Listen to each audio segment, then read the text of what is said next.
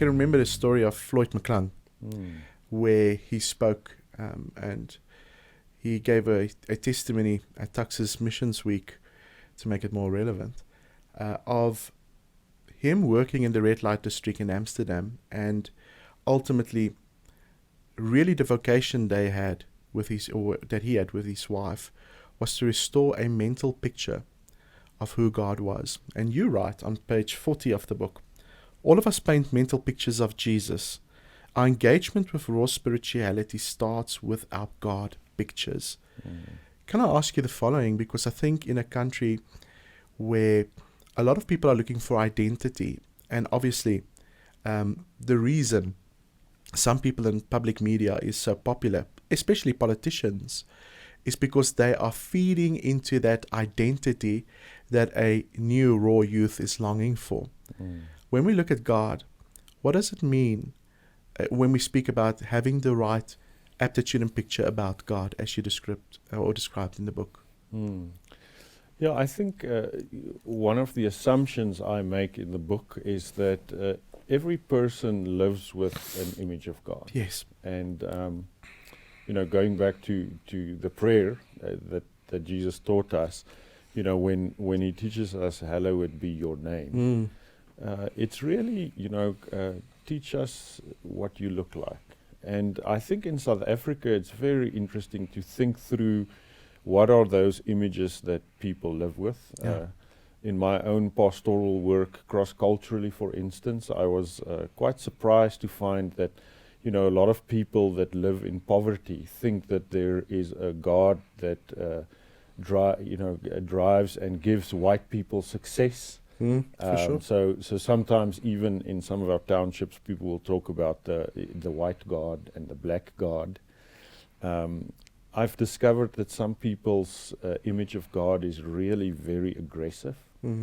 God, becomes almost like a Terminator kind of image, that, he'll be back and then he's going to really punish everyone. Some people live with a picture of God that's totally permissive. I think one of the things in rich Western culture is that the issue of deism becomes a real driving image, that God is really only, farly removed from reality. Yeah, for sure. And part of working with God images is discovering people's operative God images. So with youth these days, I sometimes just ask them, take out your phone and use your emojis to show me, what emoji represents your God. And what's fascinating to me is that I would say almost 70% of the times the image that young people in our country uses is a very angry emoji. Sure. I think to work with that is very important, because that drives your life. Yeah, for sure. Yeah. Yeah, it all starts with the image of Christ. And I think it was Karl Barth that said that if we really want to know what God is like, God is Christ-like. And you focus on 3 points on page 42, and I'll read this to you. You say, Jesus' master's class consists of 3 parts. The first part explores the place where we paint. The second part explores pictures of other people that other people draw, and is captured in the question, who do the people say that I am? And the third part is the personal question, who do you say that I am? That central question of the person of Jesus Christ that leads us from the place where we have to get a conceptual understanding of the identity of the one God. Can you lead us and show us, how do we find those 2 questions, and how do we make it relevant to our own context, and how we see God as being represented in this Jesus Christ? Yeah, I think, so I'm a Christian, and I write from that locus, obviously. You quoted Barth. He's one of his sparring partners was a theologian that I love, Hans Urs von Balthasar. Yeah. Where, von Balthasar said, the beauty of the life of Jesus is that Jesus translates God in the language of the human life. Sure. And so I think once someone has discovered that there is a God, then one need to get, sources to think through, okay, but what is the character of this God? And as followers of of God in Christianity, we confess that we believe in God the Father, the Son, and the Holy Spirit, The triune God. the triune God. And so from that point, we start to paint pictures of God. And part of my own experience is that the masterclass that I talk about there is, if we are left to our own devices, we can easily paint caricatures of God. Mm. Yesterday, I conducted a funeral, and the deceased's family and friends used the weirdest sources to give hope. A Lady Sure. Gaga song, Oh, wow. the Sound of Silence of Deliverance. Yeah. And my conversation now afterwards will be, listen, if those are the sources that paint reality, then it's really very hopeless. Mm.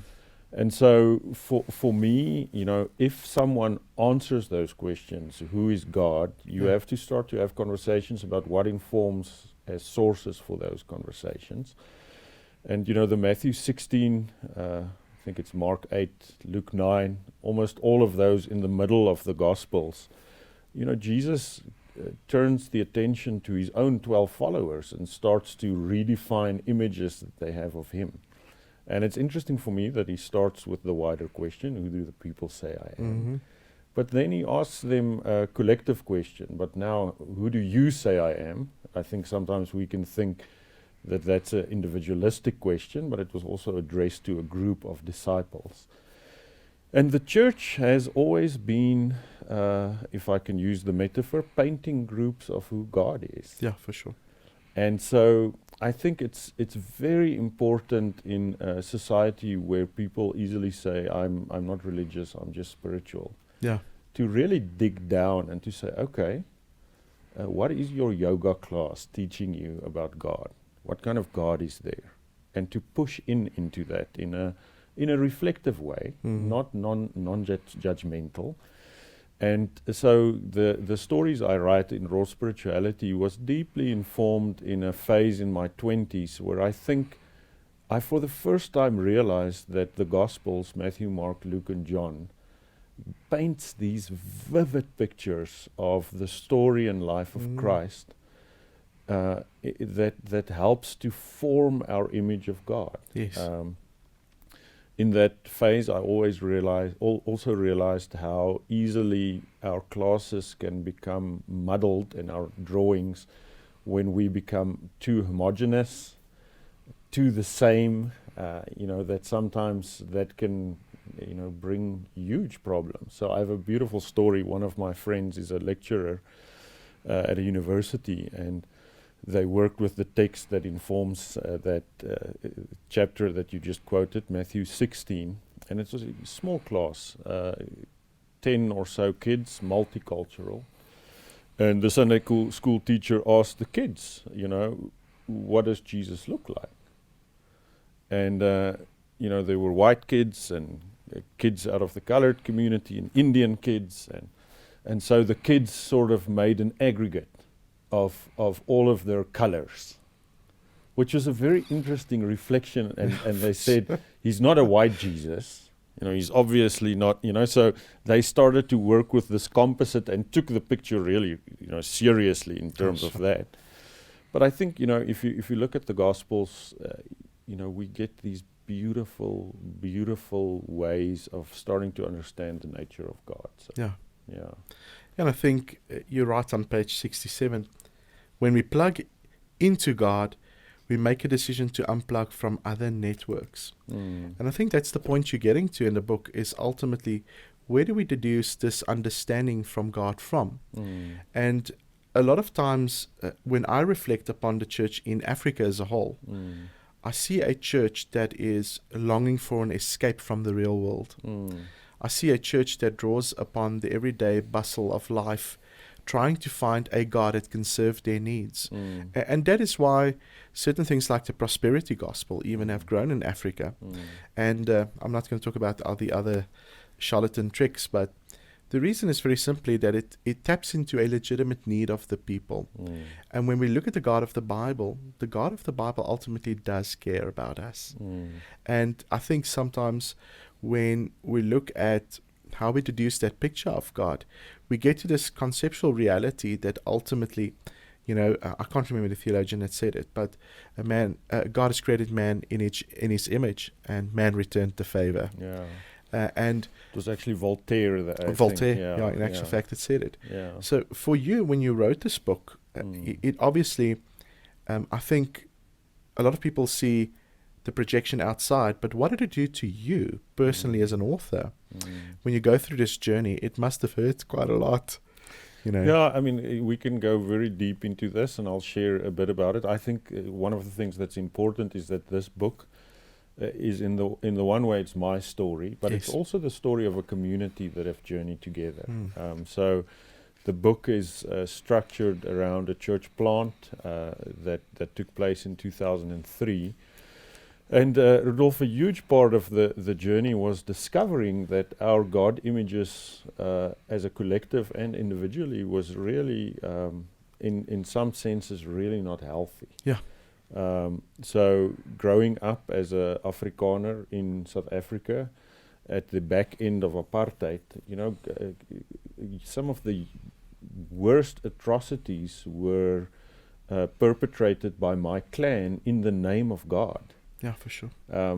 So deconstructing some of that was really painful.